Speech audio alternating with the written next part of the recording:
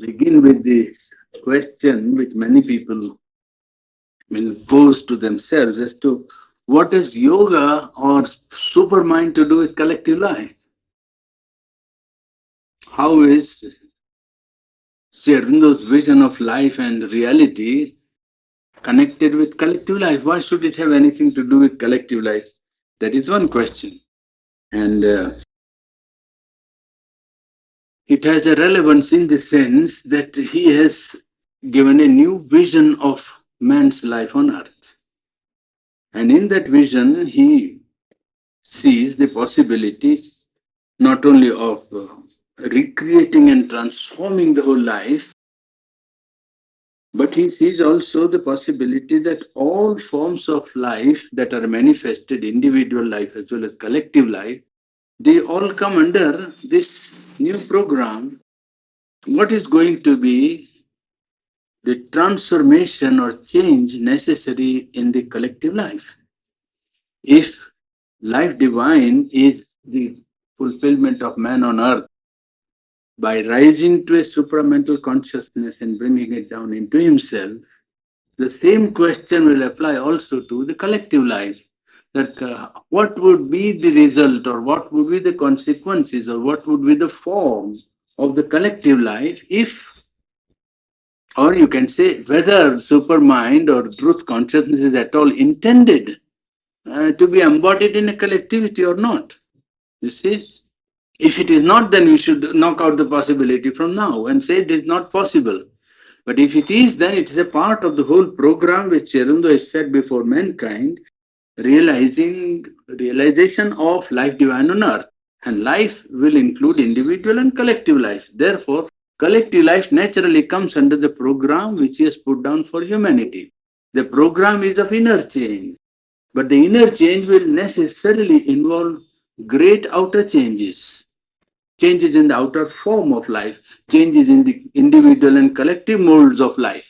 And that is where we are concerned as to how, when supramental consciousness would be contacted or would work, or as it is already working, what inner changes would be necessary in the individual and collective life.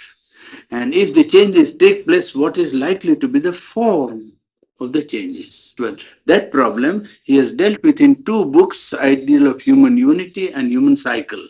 There you find in these two books his conception where he applies this vision of truth consciousness to collective life and shows that his conclusion, collective life also must undergo a radical change in its basis.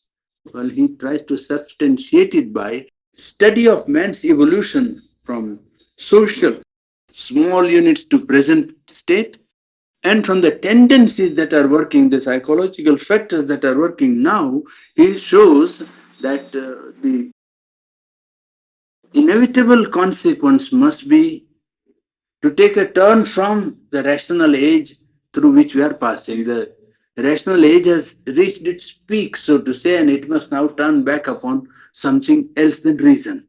Well, that is how, roughly, you can feel the way in which he has put the thesis for our consideration, that reason having reached its limit in, well, organizing life and giving man the truth about individual and collective life, it is finding that it is in a blind alley now. And the curve of reason must take now another turn towards either something else than reason or something greater than reason. And that something greater than reason he has already worked out in life divine as the truth consciousness. Well, it is that which must now come to, well, reconstitute man's individual and collective life. And what would be the form if it reconstituted man's individual and collective life? They are the problems in ideal of human unity and human psyche.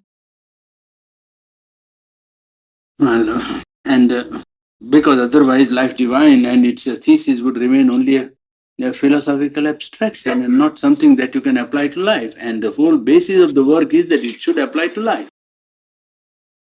And one proof that this vision or this view of man's collective life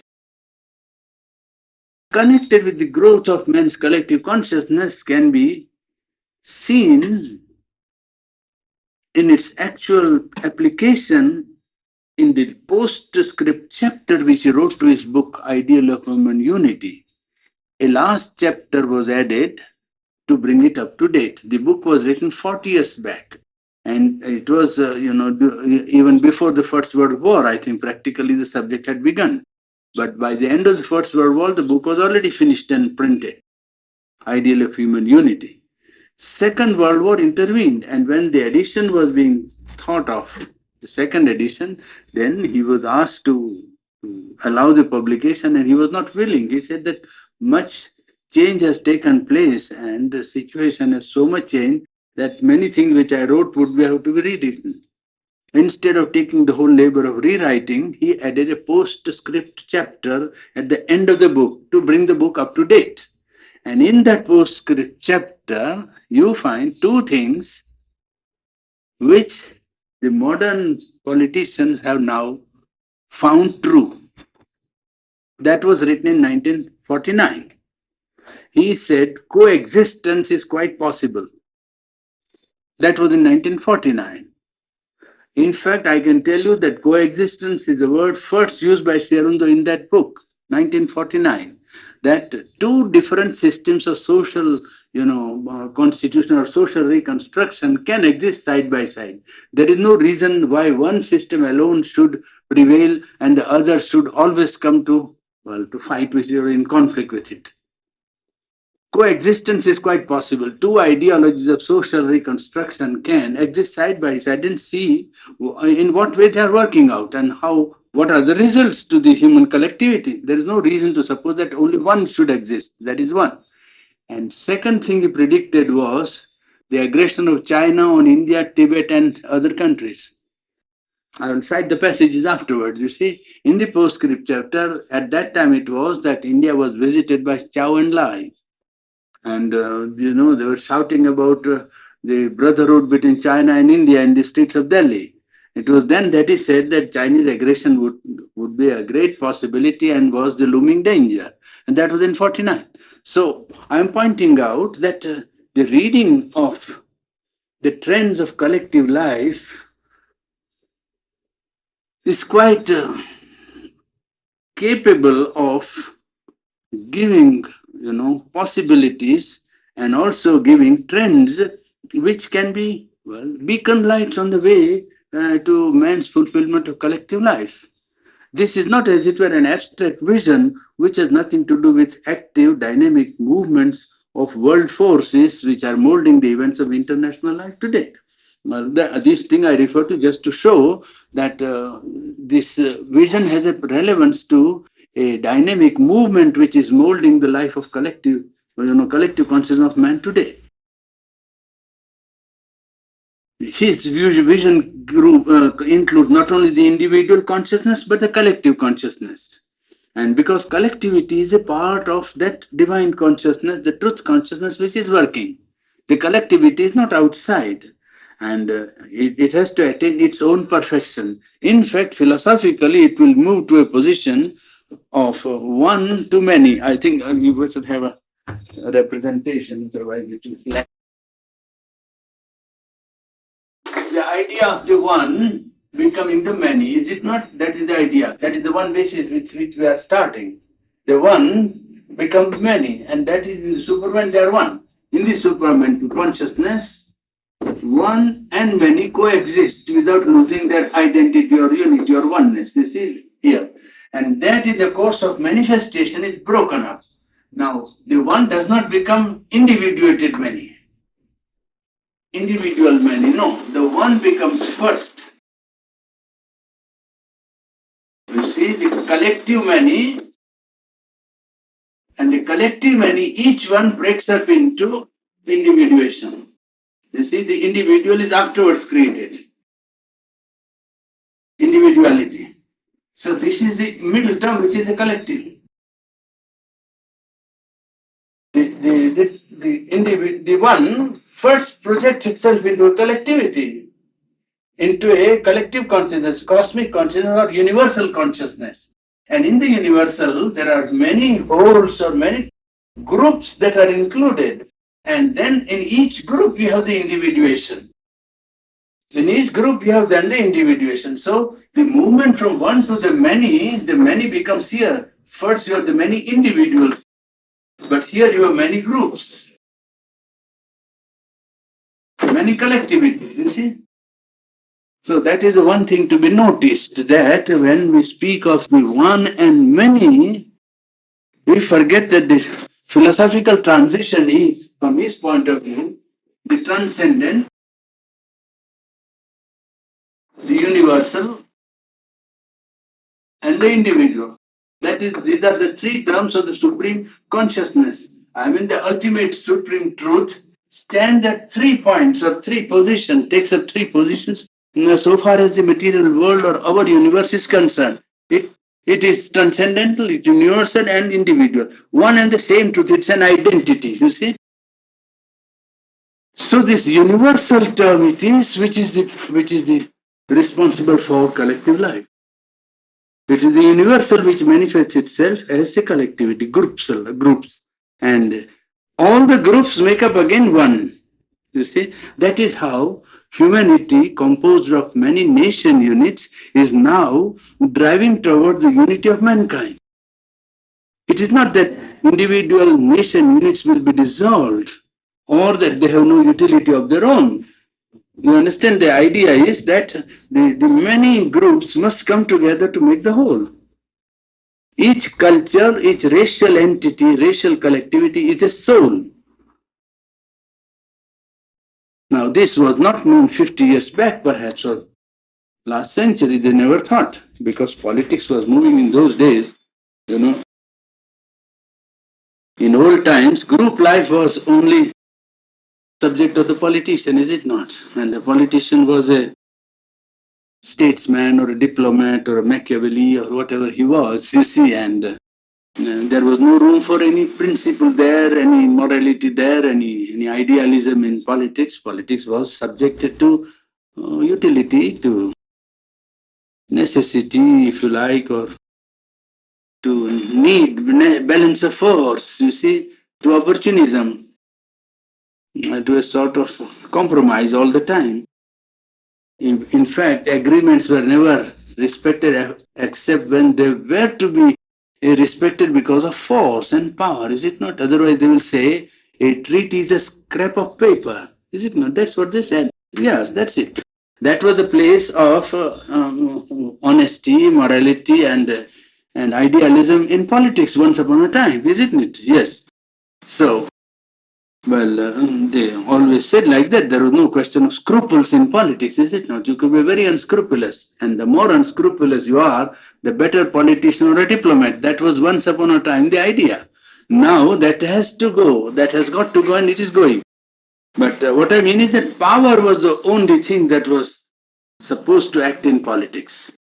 No other consideration was allowed to come and influence policy except power, force, necessity, need of combination, need of balance, need of compromise, or need of meeting a situation. Well, that is how it was. Now, it is felt that you may have your political need and your political ideas, but nations have their soul. Soul of a race, soul of a nation has now become, something which you cannot simply brush off by saying we don't care. You will have to. You see, yes. He is showing that these groups that are evolving are not unconscious entities. They are conscious operation of a collective consciousness. Humanity as a whole is one conscious entity, of which each group is a personality, a projection, you see. So that group life is, well, charged by or made alive by a living collective entity. That is what we find also illustrated in history. You see a nation that has already become a nation, if it has arrived at the nation stage, it is very difficult to dismiss the nation or to disintegrate it completely or destroy it completely. Even if political freedom is taken away, the nation persists and gets back its freedom. How many times was Poland partitioned? not less than 3 times, as we know. You see, the partition of Poland took place 3 times. Russia did it first, Napoleon did it second time, isn't it? And the Allies did it third time, the last war. And yet Poland persists. You couldn't kill Poland. Ireland was occupied by England for 300 years, but Ireland didn't cease to exist. It insisted on its existence and came to life, came to live. So did India. A nation might lose its freedom, but doesn't lose its soul if it has become a nation. Nation has a soul which can persist in spite of difficulties. That shows that there is an entity supporting the collective, movement of group life of man. This looks strange, but when we come to the metaphysical portion, we shall see that this is more than amply supported by evidence of nature and history. You see, that collective life is not merely a mechanical movement brought together by people interested in life, or interested in money, or interested in economy, or interested in self-defense, or interested in, gaining power. It's not merely coming together of accidental, or a chance coming together of people inspired by one interest. No, it is coming together of people who are realizing a psychological entity behind their collective existence. Collective existence is a psychological expression. It is not at present the expression of the soul, just as in the individual, the psychic being is not expressing itself. It is a vital being or impulse, or desire that is now expressing. But behind it, we feel and we know that there is a true soul. But just the same way in the collective life also, the soul of the collectivity is not able to make itself felt in the normal, operations of collective life. It is only in crisis that you find the soul is able to come out and make itself felt, you see. That is what I pointed out the other day in another context, that England, when the crisis came, well, had to rise to her collective soul and feel that the first thing to be attained in the World War was not setting right of frontiers of different nations violated by Germany, but it was restoration of human right.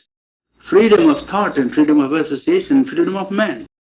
Just as quite the other thing for which the war seemed to have started, you see.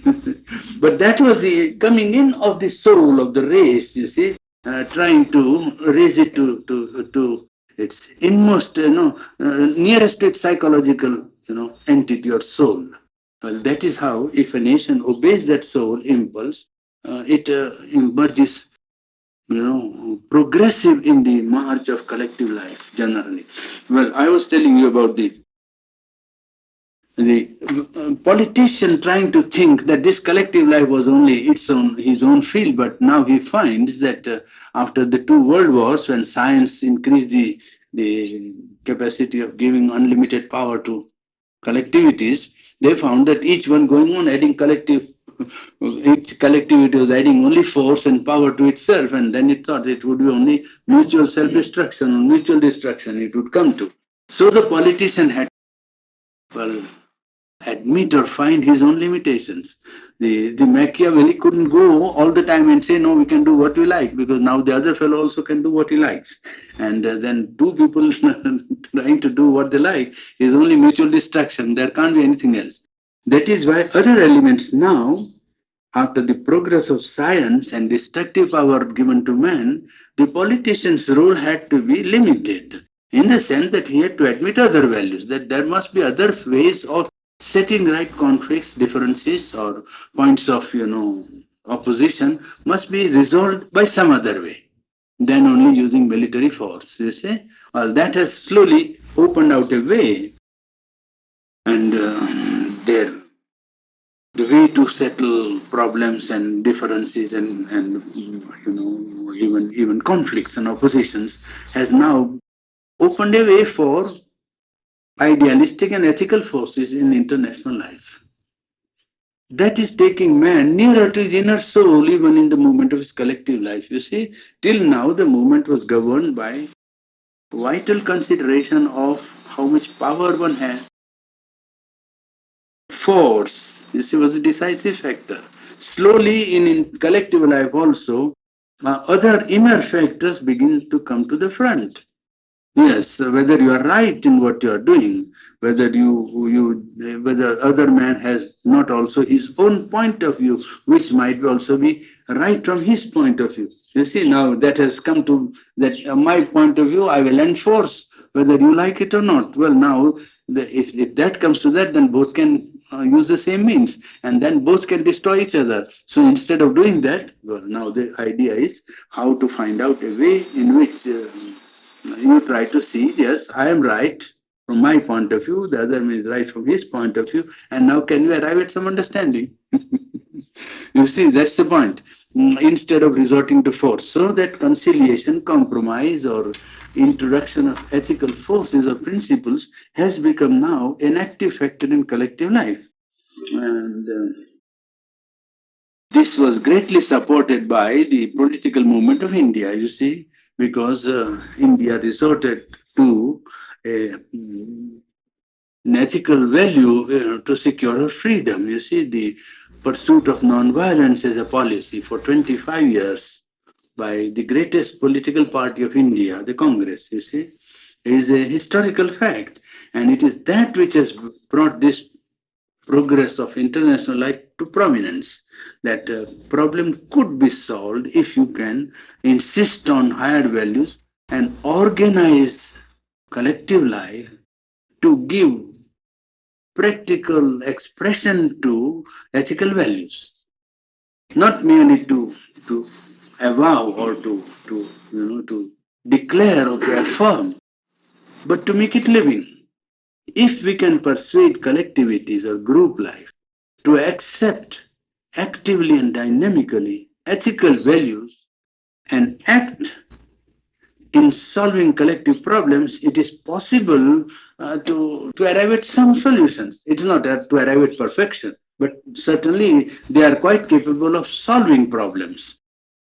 They may not create perfection, you see, it's not that it will be perfect, but methods other than military and use of power and force are available to man if he can organize the group life and center it around a moral, economic, or idealistic value and make that value active in man's life, not merely profess. If man can be made to risk, take up risks to change collective life by living actively the moral values in his own collective life, then the problems of difference, opposition, or conflict could be attempted, and a solution could be attempted, and it's possible to arrive at a solution. Well, that is what the contribution of India amounts to. And, now, we were thinking of this group life in connection with this development. Well, I would like to point out the metaphysical part first before we go into detail. You see? Yes, that's better. The idea that collectivity is something living, I don't know whether it has found expression in other cultures and in what way, but in Indian literature, this has found a very definite and clear expression right from the Vedic times. The Veda speaks of the individual and the collective life, not for exposing the detail of collective life in its consciousness. No, it is only trying to show that the collective consciousness also is divine. That's how it speaks of it. You see, the Purusha, the subjective self, the Purusha of the cosmos, the Purusha of the individual. And there is a sukta in the Rig Veda, 10th mandal, 90th. In the 10th mandal of the Rig Veda, 90th hymn gives you the body of the prayer which the Rigvedic rishis, you see, have given voice to. The prayer reads something like that. Sahasra Shirsha Purusha Sahasraksha Sahasrapas Sabhumim Vishwato Vrutva Atyatishtat Dashangulam.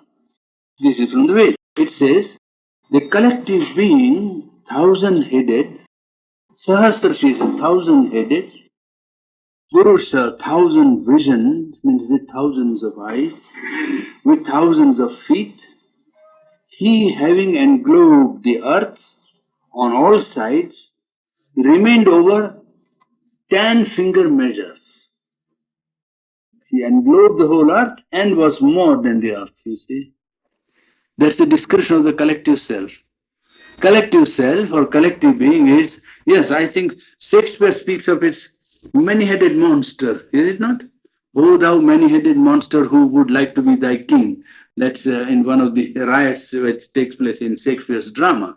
Well, this many-headed monster is a lower aspect of this collective being. I mean, the lower vital aspect in which it loses its head and can be destructive. A group or a crowd, when it is, subjected to irrational movement, can become very destructive, which is a many-headed monster. But it can be also thousand-headed divine. Well, that is exactly what the Rig Veda says here. The thousand-headed divine, who, englobing and immanent, having pervaded the whole earth, remains over. He is not exhausted by, pervading inside. He is more, because he is transcendent. We have taken the position, you see, the transcendent, the universal and the individual. And then the third verse of the same hymn says, एतावानस्य महिमा अतः ज्यायांच पुरुषः पादोस्य विश्वानि भूतानि त्रिपादस्यामृतं दिवि.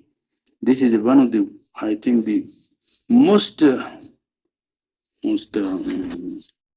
significant verse, hymn in the Rig Veda, in one sense, that it says all this universe is his glory. Whatever you see is the glory of the Sahasrasha, thousand-headed Purusha, is his glory. But he is greater than that which you see. You see, he is greater than that which you see, but what you see is his glory. One. All these beings and worlds are only 1/4 of him. 3/4 of him is situated in the immortal heaven. 1/4 has manifested, 3/4 has not yet manifested. Now, this gives you an idea of the further possibility of the cosmic Purusha, the universal soul, possibly manifesting some other, unmanifested portion of himself. That is what I refer to as manifested universe and potential universe. Remember, he says that 1/4 is manifested, 3/4 is above, which is not yet manifested. Well, I am giving you the most literal translation that is imaginable, not at all adding any significance or any interpretation at all, literal. You see, tripad means third, 3/4, you see, and pad means 1/4. So 1/4 is here, Vishwani Bhusva, all these creatures make up 1/4. And 3/4 is in the immortal heaven. So only what is manifested is very small portion of the cosmic Purusha. Universe is not the whole of his being, the Dashangulam from the human point of view, and from the Purusha's point of view, it is only 3/4. What remains over is 3/4.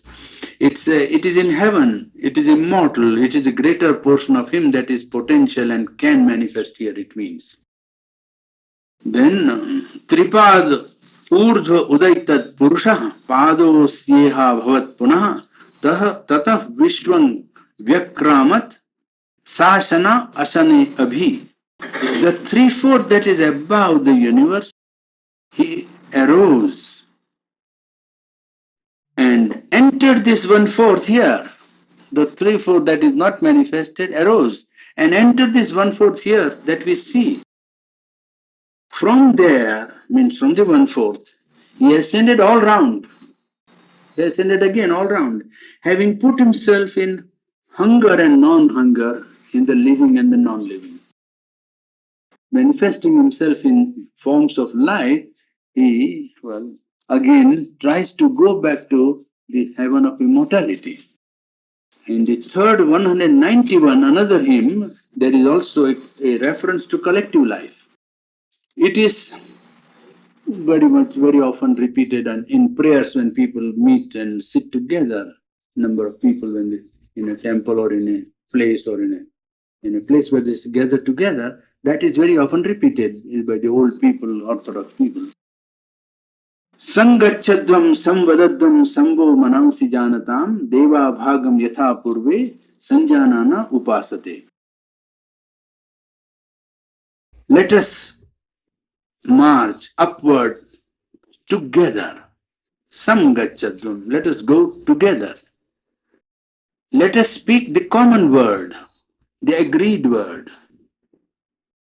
Samvo manamsi janatam. Let us know our mutual minds. Let our mind come into mutual understanding.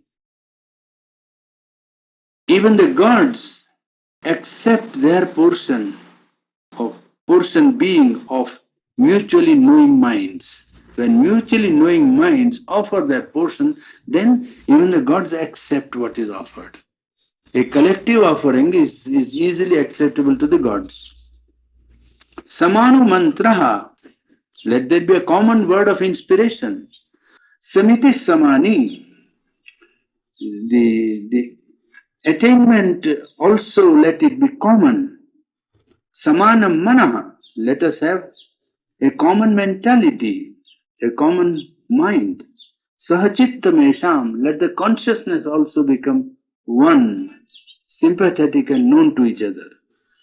Samanam mantram abhimantraye vaha. And I am calling you, he says, to this ceremony in order to participate in the common formula that we have evolved. Sama nena wo havisha juhomi. And this which I offer here in the sacrifice is our common offering. It is a prayer of collective life, and it's, well, feeling that even spiritual progress would be helped if a collective will was brought to bear upon it. If individual also always can do it, but if a collectivity does it, well, it makes the task more easy. This is one of the oldest expression of this collective entity, and it brings into prominence that there is a consciousness that is behind the collective expression that we see in life. Now, this problem of our philosophical problem has to be tackled on the basis of the philosophy which we have seen up till now. One and many we have seen already in some aspect now, and this does not suddenly, as I told you, this one does not become individuated, many, but it becomes collective, you see. And in passing through the collectivity, it becomes then the individual. The individual comes here, and if you observe the growth from the inconscient is inert and therefore material. You call it matter if you like. This is the inconscient. It gives rise to life. And when life evolves, well, life takes 3 or 4, ways of its development. In one way, you can say that this life, in life, you find vegetable group, the animal group, the human group. And in each one you will find, in each inconscient having given rise to life, and life takes more and more evolved, more and more complex formations of its own. And in each one, in each now, you find, well, you can say, genus and species, put it roughly. Genus and species, and then individual. Genus, species, and individual, is it not? Now you come to vegetable kingdom, yes. You will find it there in the vegetable kingdom. Genus, species, and the individual. Vertebrals, you see the mammals, then species, then individual in the species, is it not? So in the animal kingdom also you find the same thing. In the animal kingdom also you find the group or the genus and species, the same division of twins there also, an individual. Then when you come to the human being, you find also, yes, collectivity, a movement of collectivity and movement of individuality. In the human, individual and collective, the two. Now, another way of putting the same thing, if you want to put it a little differently to understand it a little better, from the one, you get the group soul, and group soul to the individual, and the individual, now this individual is manifested in life. What we find in the plane of our life is individual moving towards collective life. Evolution of collective life. And this collective life is moving towards unity. Now, if you watch carefully, it will be the one, many, individual, collective, unity again. You see, the one who is infinite becomes multiple here as individuals. This multiple individuality here. This multiple individuality is trying to get at the unity by collectivities which are brought together here. You see, the collectivities. And this collectivity is moving towards the unity. Going back to the same unity from which the one started, you see. The one goes back to again through passing through the. So life creates in man, especially on the human level, life seems to create the individual and the collective, two together. And individual and collective act and react upon each other till the individual organizes and the collective also meets a greater and greater unit. Ultimately, at last, practically realizing the human unity as the step so that the one has realized the largest possible unity realizable on earth. And it's a movement toward that unity again.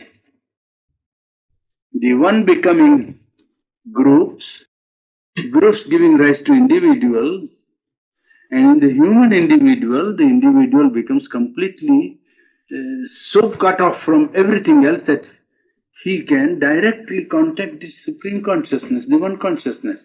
And then, as he marches forward, he organizes greater and greater units of collective life in his historical development of society and nations.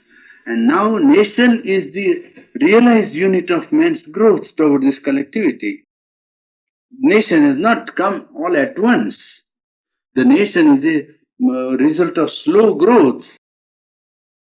The steps of growth we will see afterwards. We are just seeing from the philosophical point of view how, from the point of view of life divine, working of one omnipotent reality. You see, an omnipotent reality working in the world, omnipresent working in the world. How does it happen to create groups, individuals, an individual again organizing greater and greater rising groups till man has realized now the nation unit. This group life is not for the first time in man, because you see in the animals, you take the ants or you take the bees. Now there is already the organization of collective life there. In the vegetable kingdom, the orders are fixed, and each order has its common characteristics. And in each order again, each tree can be individuated completely by its form, by its leaves, by its flowers, by its size, by everything else. You can identify an individual tree belonging to one order. And the order has got common characteristics or common qualities. Well, in the animals, the ants and the bees or the herd well, have got a collective group life. And more surprising part of it is that this has a soul, which seems to be instinctive, of course. It is not active or intellectually, conscious soul, but there is an instinctive soul there. How does an ant or a bee know what it has to do in the collective life, isn't it? Or in the herd itself, you will see that the herd is moved by a collective entity. It is as it were the group knows. The group life is conscious. It is guided by an instinctive soul. A psychological element is present. And when Sri Aurobindo says that nations have got a soul of their own, he is supported by plenty of evidence in nature that groups that are not human have got a collective entity, an instinctive soul that seems to support a beehive or an anthill or the movement of a herd. It seems to be guided as if the group knows. Group soul is there which is guiding the individuals who are functioning to fulfill separate parts. The fighters in the ant hill know that they have to fight, and the group soul is supporting them, so to say. And the other laborers know that they have only to labor. So you see, you understand the division of labor there operates spontaneously without any intervention of conscious intelligence or mind. But here, it is as it were, the instinctive soul was present. And it's the soul that is guiding the group life. Of course, groups again have their conflicts and so on. The law of conflicts operates there also. But the fact remains that the genus, the species, and again going back from evolved individuality, a mental, vital, and physical ego, again organizing collective life from small units to a greater and greater rising units. It began with the family. Most probably the human unit of collective life might have begun with the family. Then must have been the clan or the tribe. Then must have gone to a further stage, between the nation and the clan and the tribe, several clans and several tribes subscribing to common values of life, having common ideas about religion or social life or behavior or standards of conduct. Many tribes and clans might have come together, and ultimately the nation unit was formed. And in this process, it was not as if step by step, it was a happy movement, in which there were no difficulties. Whenever nature met with difficulties, she didn't care. She crushed the small nations, she destroyed people, wars were there, empires were established, cruelties were done, and military force was used. But this inner entity was brought into existence. There is no doubt that nation unit has slowly evolved from the family unit by gradually movement of collective life with conflict, with fight, with slow evolution, with coming of great leaders, spiritual leaders, religious leaders. All their action has tended to create greater and greater units of collective life in mankind. Till now, nation is the steady, accomplished unit of collective life. It is now something that lasts and that is going to last. And it is waiting for the further realization of its progress towards a greater unity, the unity of mankind. You see, the nation unit has to progress still further because it is human unity. Nations are not ultimate units in that sense. Ultimately, nation has also to make room for the whole of humanity, human unity. Well, we are seeing this process from the point of view of his metaphysical outlook, in which the one supreme consciousness and omnipresent reality being admitted, the omnipresent reality organizes itself first, as he said in Life Divine, that collective consciousness is before the individual. The individual mind did not create the earth. Yes, the earth was created by cosmic mind. And so the cosmic entity precedes the intellectual or conscious individual.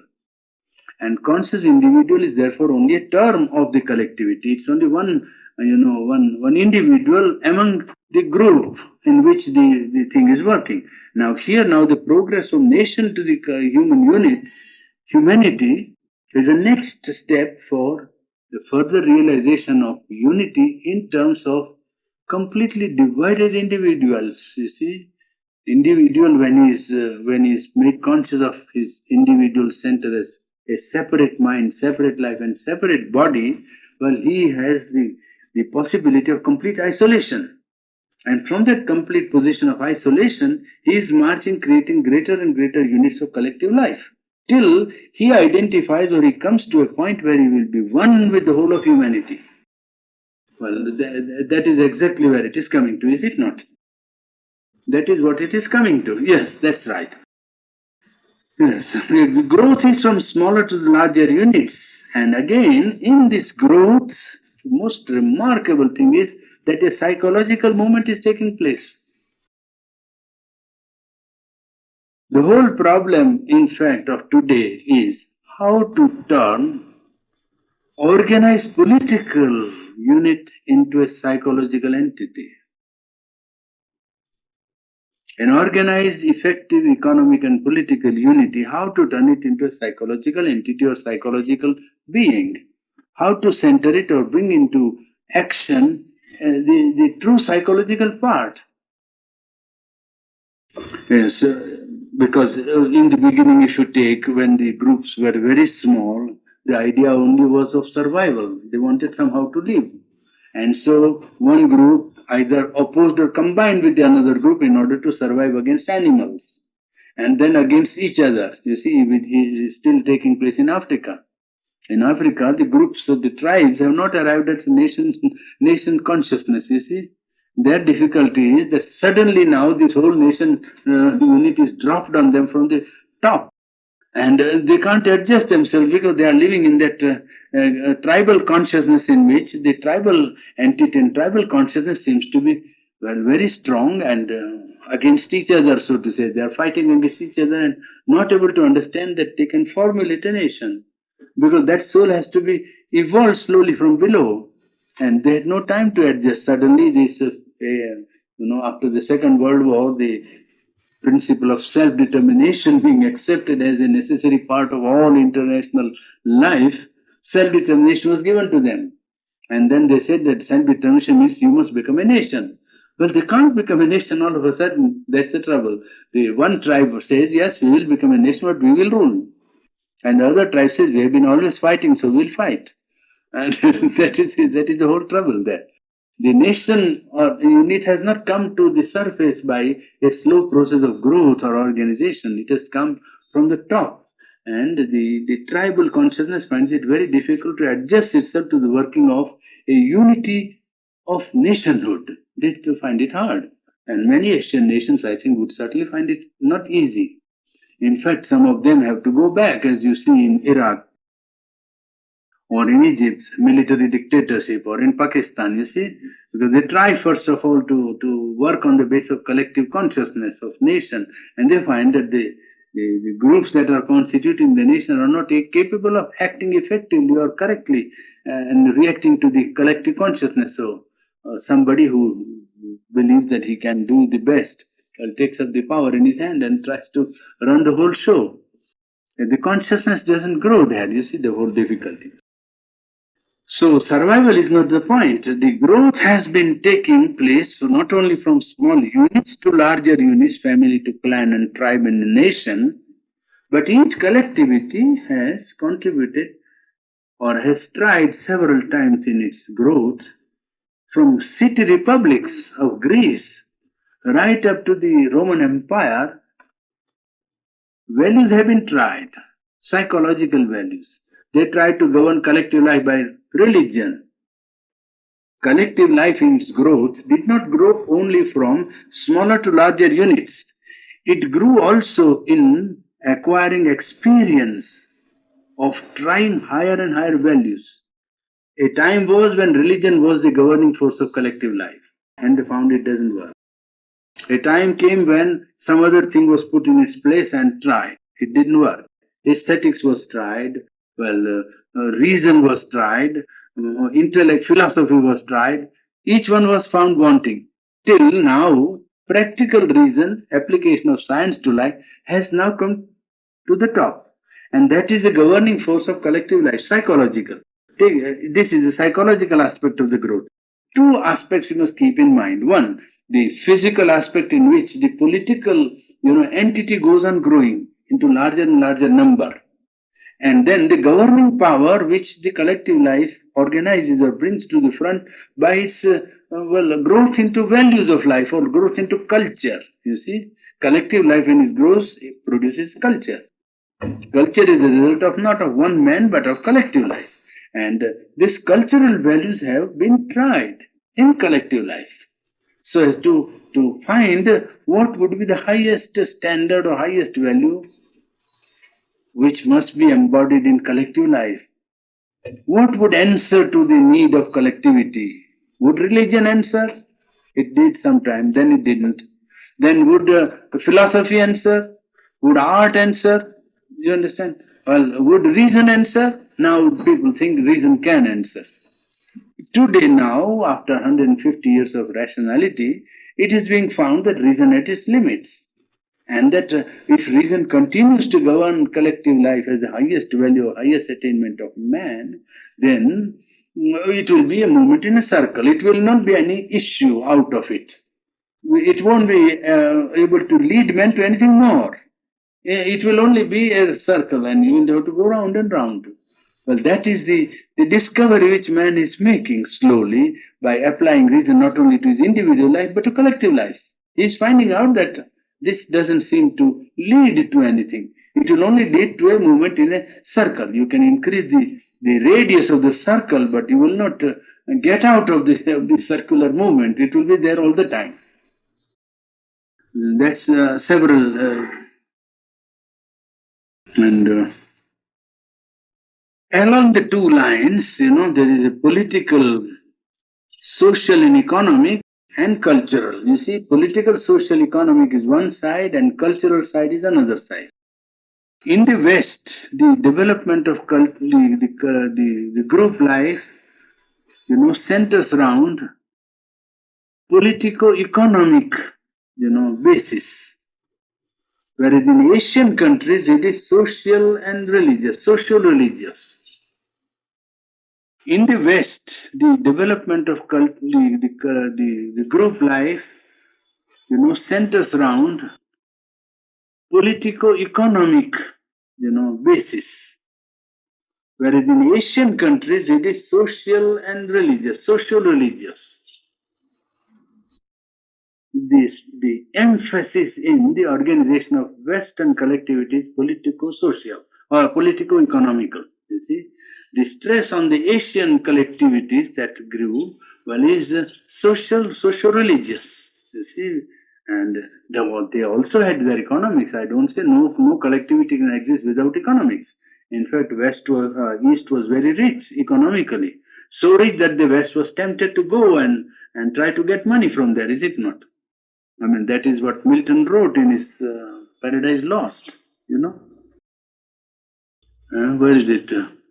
Wealth of Ormuz and of Ind, where the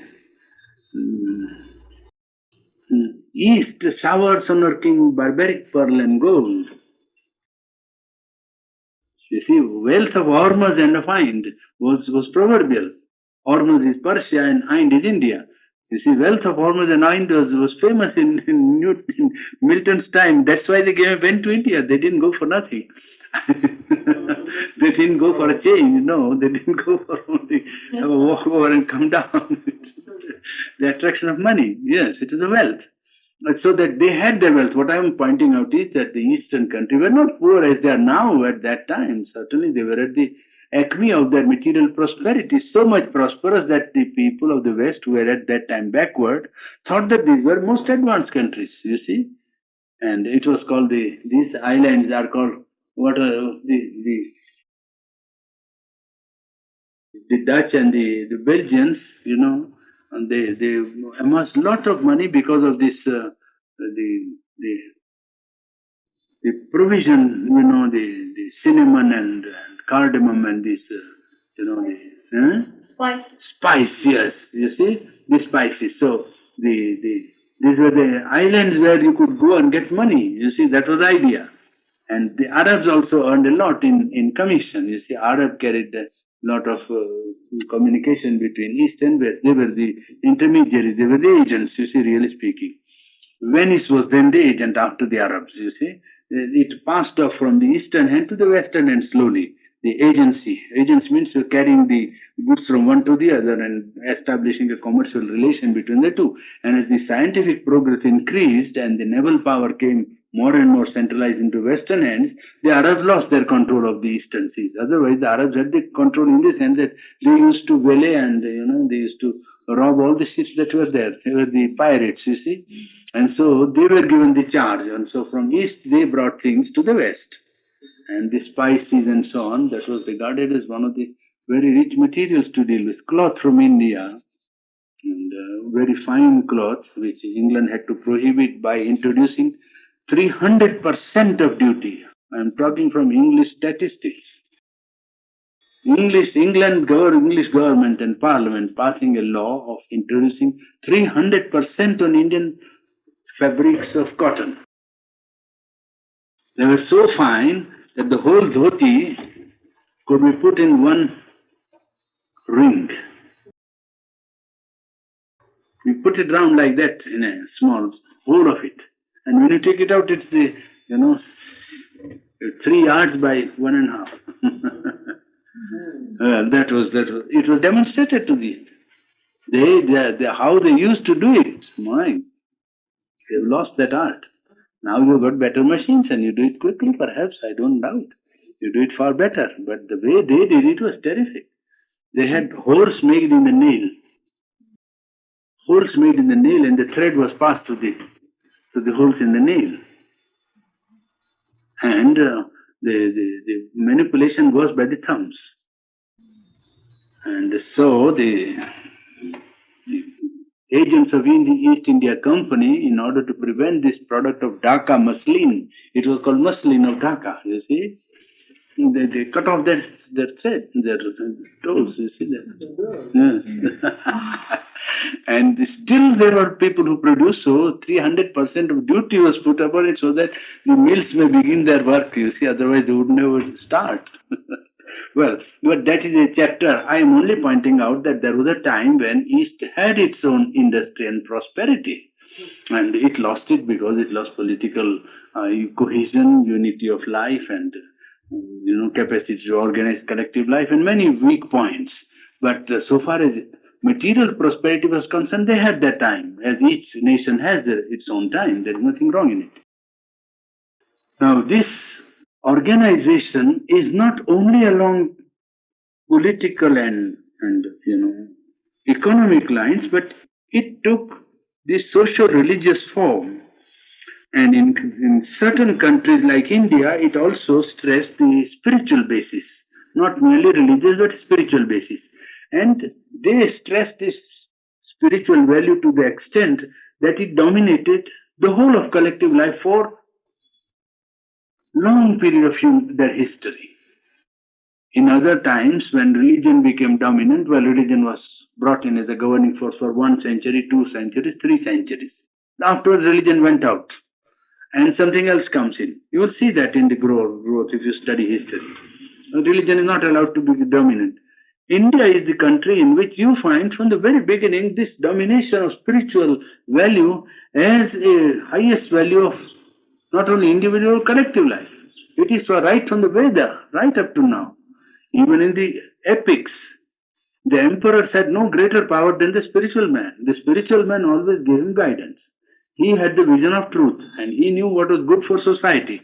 So he told the king what he must do in order to reign well or reign as a successful monarch.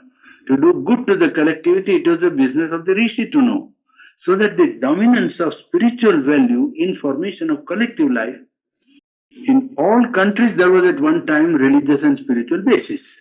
But most of the collectivities lost it in the process of growth. India retained that basis right up to now, and therefore, if an experiment is to be judged, then one can say that yes, it can last and create a collectivity which is powerful enough with a number of multiple groups living together, because India is not in that sense one nation or one people. India is composed of several races, you see, speaking about 14 languages. But the spiritual value that dominates all of them and each of them, well, keeps them together. What keeps India together is not its political constitution, which came only yesterday. The unity of India historically was only twice attained on a large scale. One was in the time of, pre-modern time, means Ashoka's time was one. But the second time was Akbar's time. And third time was the British time. You see? A political unity. But that did not affect the cultural, the inner core of Indian life. Even if North India was ruled by, say, Ashoka, and South India was not brought into the realm of Ashoka, the spiritual values in the South were the same as they were in the North. So it is that spiritual value and its effort to bring it into life more and more, that is really the basic unity of Indian spirit. When you say India, what does India stand for in the group life? You see, each group stands for some value, is it not? It is the projection of the cosmic Purusha, the cosmic being. Now, what does India stand for? Well, India stands for maintenance of spiritual values in collective life. That is the Bharat Shakti, they will call it, the power of India. India as an entity, collective entity, has worked through course of history the insistence on maintenance of spiritual values in individual and collective life. And she has risked, historically, taken up great risks in order to maintain this. She has gone through other nations. Whenever it came to actual trial, they said, no, let us put religion on the shelf or spirituality on the shelf, and let us deal on the basis of, force or power or organization or whatever is available. But India had the foresight to try this, because it was felt that this was one of the strongest bases for maintaining collective life. Collective life must have a spiritual basis. And spiritual basis being given, it must be dynamic. Well, that is one aspect of this. Two different groups organize on insisting or overweighing two values, politico-economical and religious-social or social-religious. You see, evolution of the two groups in two continents, gives us the two strands of culture, of collective life. And there you find difference in the values, you see. Immediately you will find difference in the values, that in the West, individuality, rationality, collective life, power comes on the top. On the Eastern side, sympathy, tolerance, understanding, idleness, you see, want of organization, want of free thinking, want of rationality, all that in the Eastern side.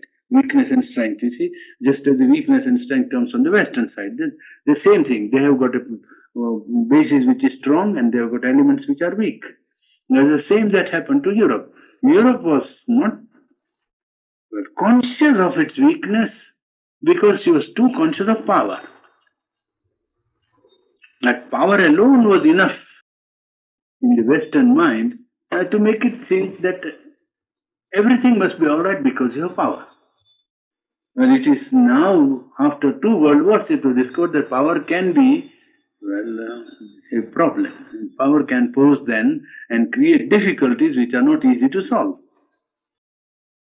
So the East also had to find out that merely spiritual value, unless you apply dynamically in life, will lead you only to idleness and to want of organization. You must make yourself felt. If you want to make spiritual values live, you must live them and live by them.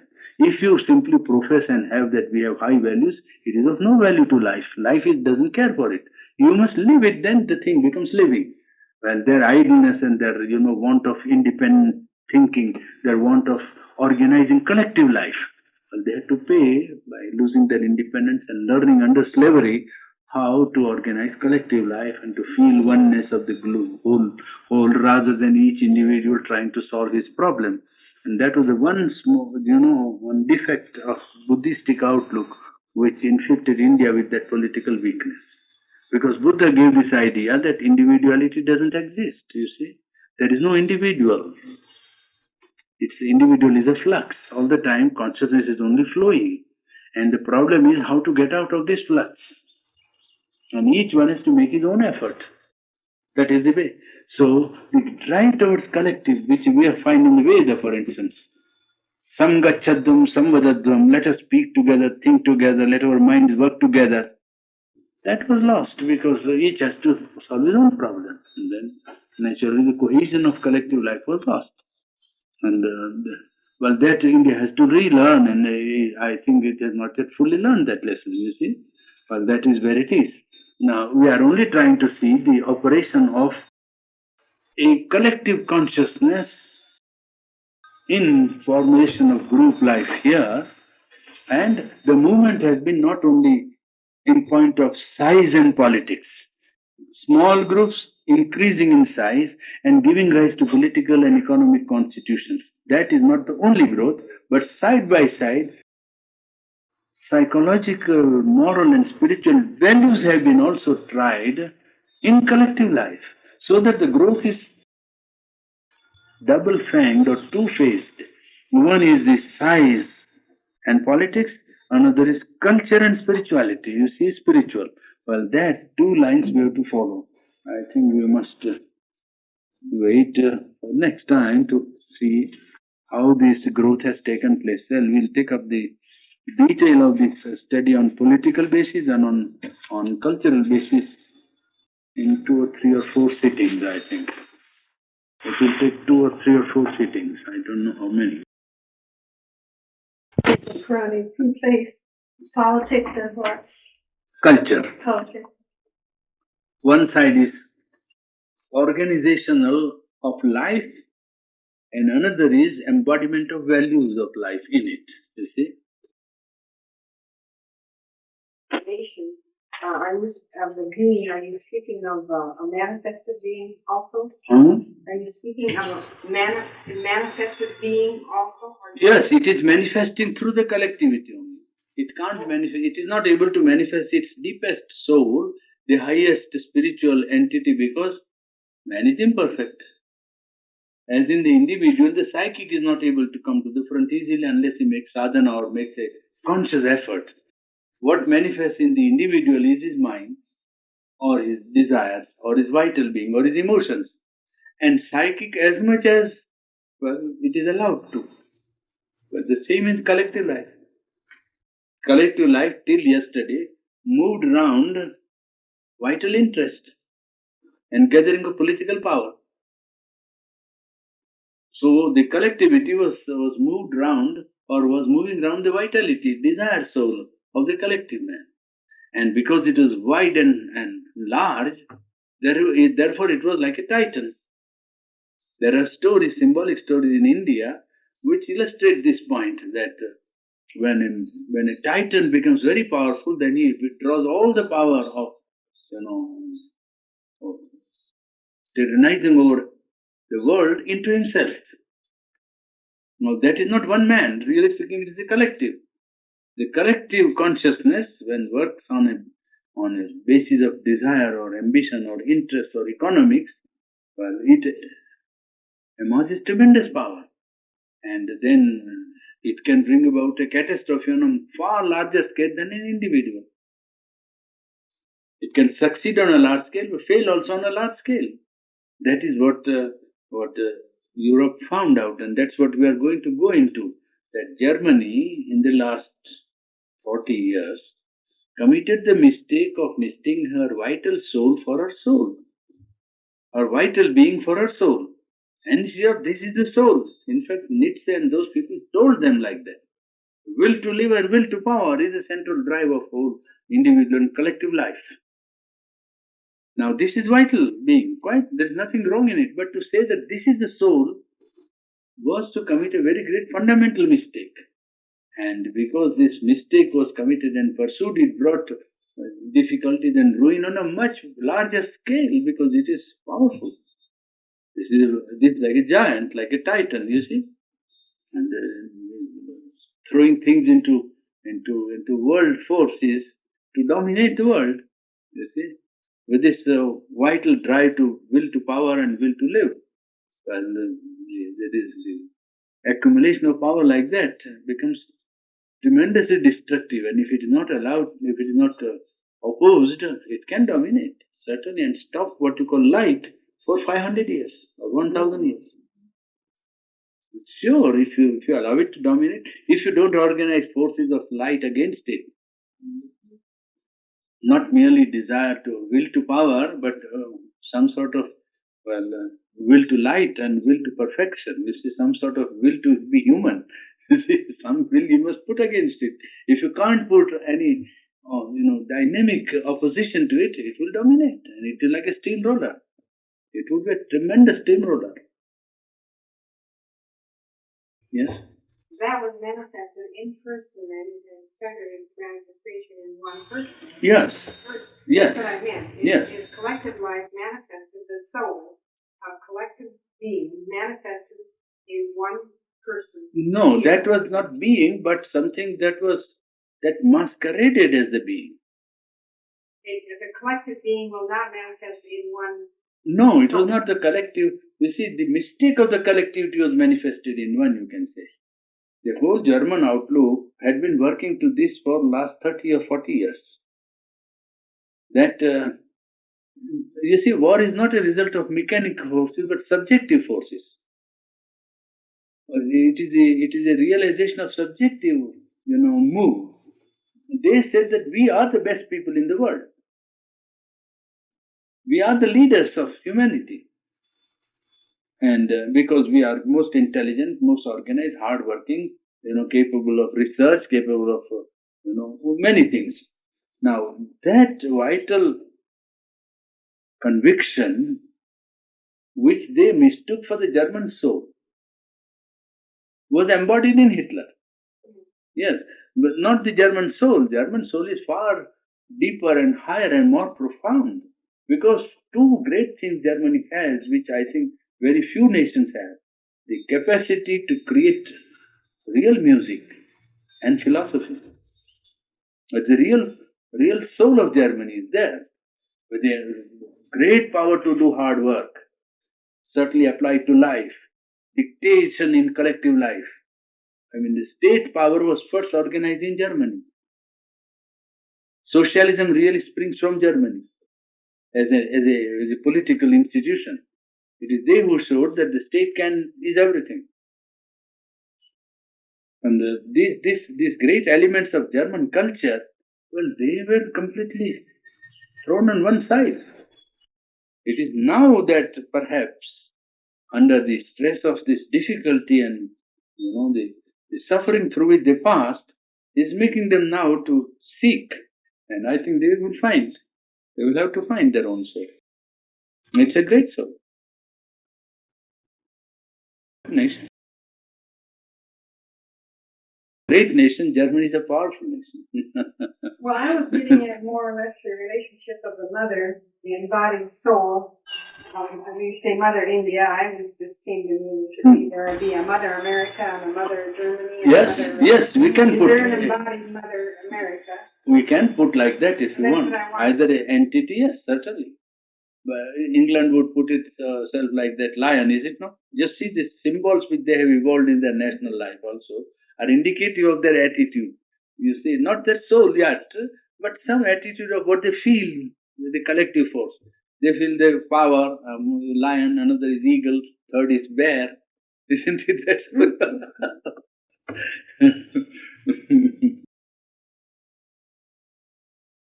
Power, I thought you said England great and Germany powerful. So yes, it's much more.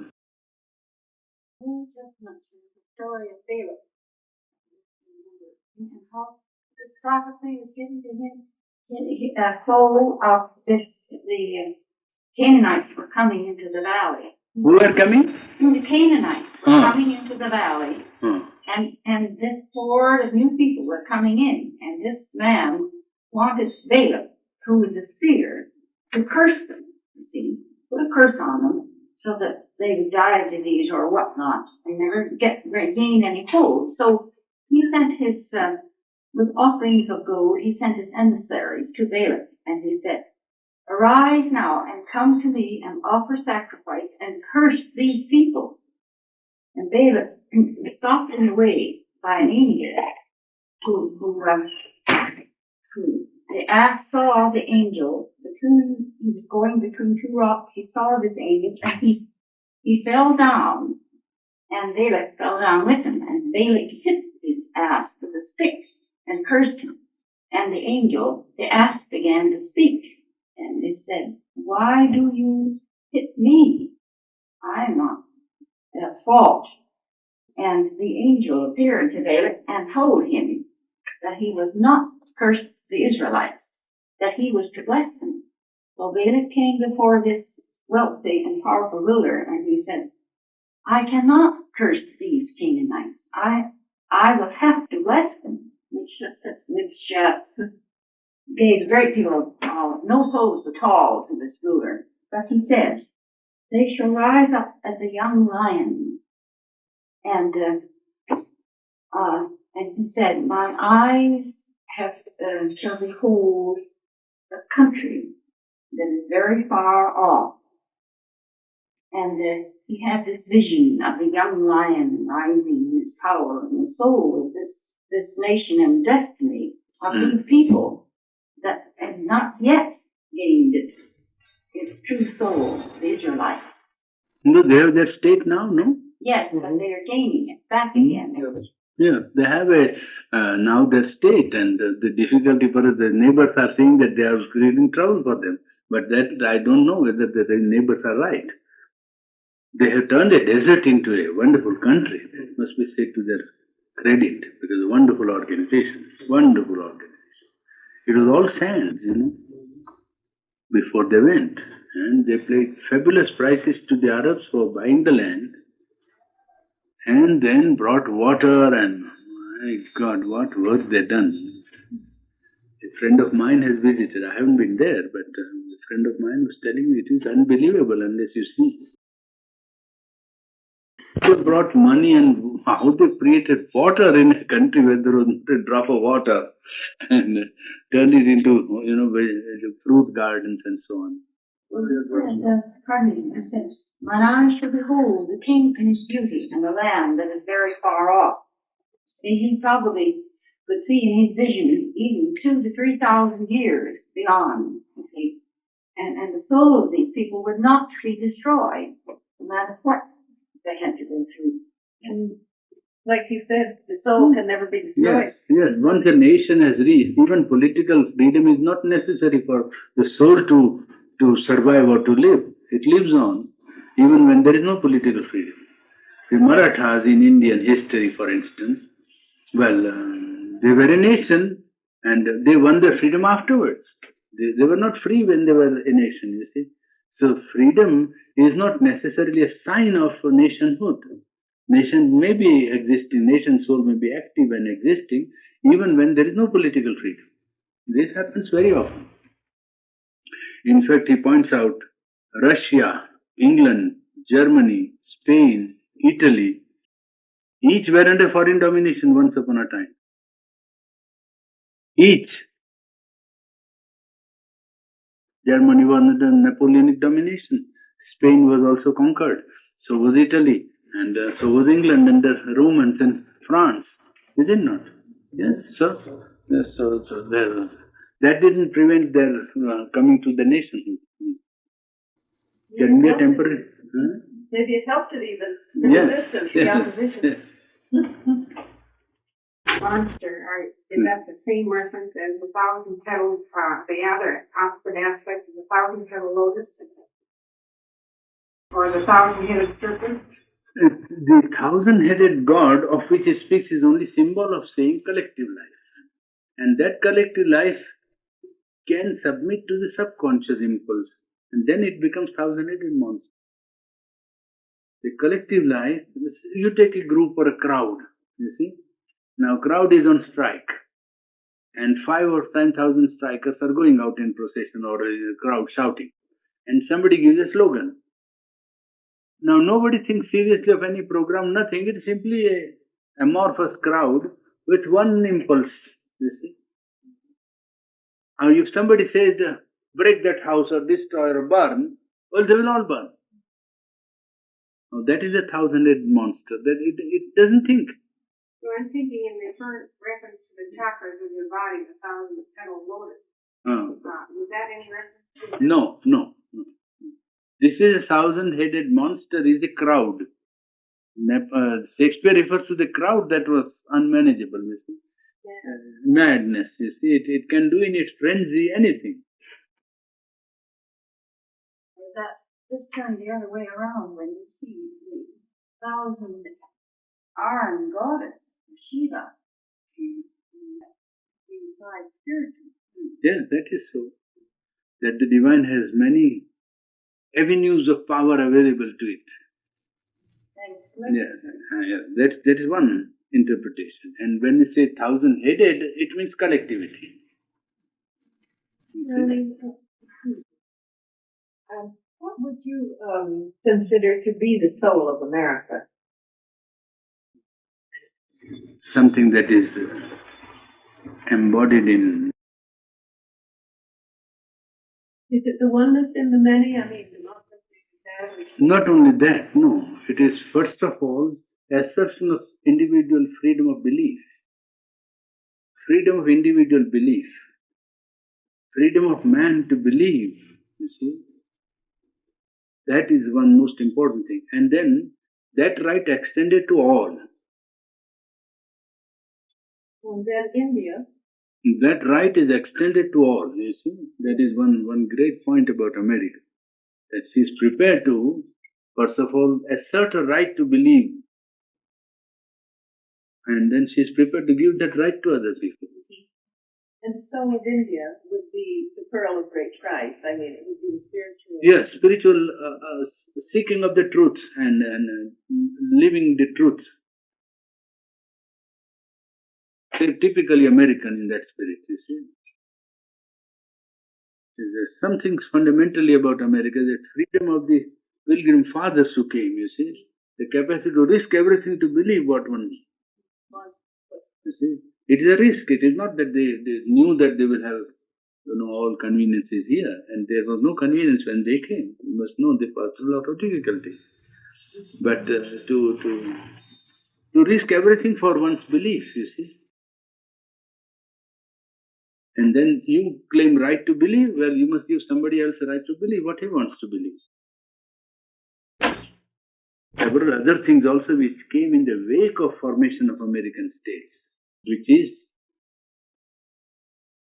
an openness to new ideas. You see?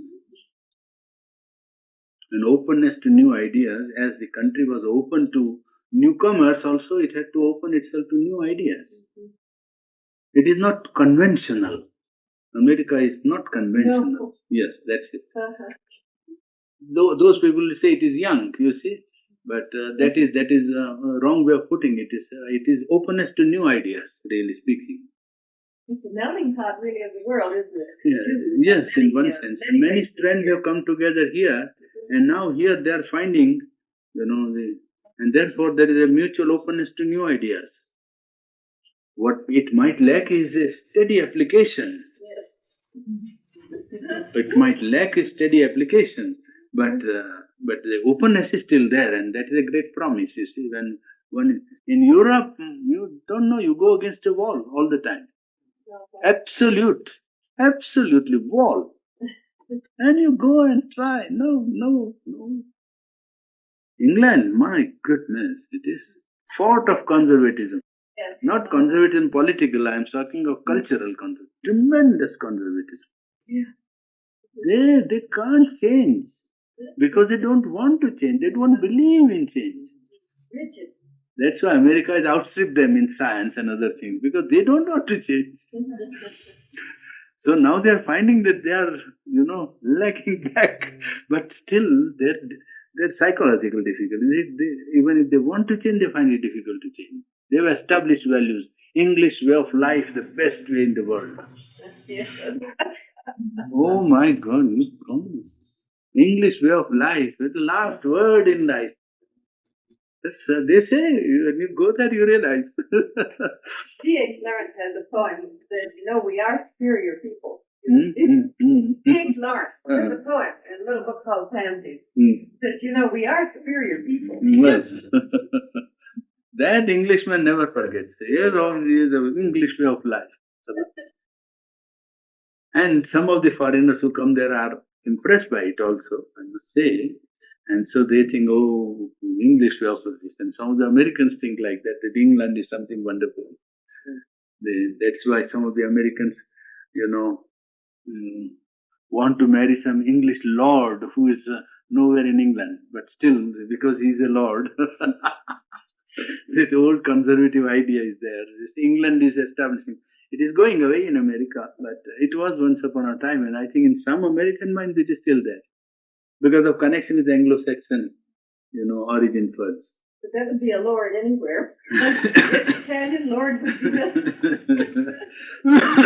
that's handy. English spirit is there. Some fundamental aspect of English spirit has transmigrated here. There is no doubt about it.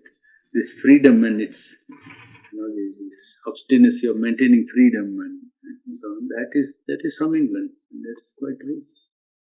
And in the war, it helped a lot, the bringing about the two together. Churchill could come here and say that I'm half American, you see. It's a language, common language. And some common ideas, I don't say all, because England is living in her own ideas. I don't think all the ideas are here accepted. But the language is still there. I noticed that the English people that would come out to Canada, we talked to them. And of course, we asked them how England was, how the royal family was. But the first question, how's the royal family? And they say, oh, they're getting along all right. It's as if they were nothing any more than the average family around anywhere in the world. And they'd be out 1 or 2 years in Canada, and they'd say, well, no, don't you want to go back to the old country? No, we don't want to go back to the old country, except to visit. And if they did go back, they wouldn't be happy. No. Because they couldn't live in that old traditional town. Not only that, life in England is very, very difficult, very costly. Life in England is hard because he has to make up the loss of industry during wartime, and she had lost time also in research and so on. So she's very hard up. The aristocracy and the common man is gone. Absolutely gone. The lords are now only, showing their house for 10 shillings to visitors and taking money to maintain the house. They can't have servants. Lord Irwin, the Viceroy of India, sold his house, his big manor, with a very big garden, to Leeds municipality and gave it over. So sold it away because the death duty will make him pauper. You see, he will be insolvent. He's paying death duty, then maintenance means gardener and servant and so on, he will have nothing. So that's what the aristocracy is gone that way. I mean, except as a status, it will maintain somewhere here and there, but There's still a quite a class system, and quite a class difference in England. the difference is there, but now that much of it is wiped out, you see. The lords have come to the common level very much. Probably to bring spirituality here. Probably. When you say probably. No, that is when we are putting it. I mean, I don't want to make it categorical, that's all. They feel so unfit anywhere. There's no one really. Yes, that's one more necessary too. to bring it here. There are Indians, there are Europeans who are born in India. Just because India requires something which they must do to India, you see. Like Nehru. This is all of it. Must live and create here. It's an asset for whole humanity. And if such a spiritual change is to come, then people who are born in that culture, living in that atmosphere, they who must embody it and give a form. An Indian form will not suit. Outer form, you see. India may have her own form, which is quite all right and natural for her. And even that Indian form is not traditional in India, so far as Ambu's yoga is concerned. It is absolutely, they will say quite out of the way, and they say this is not even yoga, they will say. But a new form. Well, perhaps a form here might have some lines of that form, bases of that form. But the organization might take a different form. It's necessary to. It's very advanced beyond all the other realms we ever been. Can organize here. Already, that's because human unity is already there. As I told several times, that world is already one. And there will be many who will feel it like that when they grow now, younger generation. They are bound to feel not at all that limitation, which the last generation or two generations back was a very active factor of feeling I am so and so and I belong to this and so on. One belongs to the world.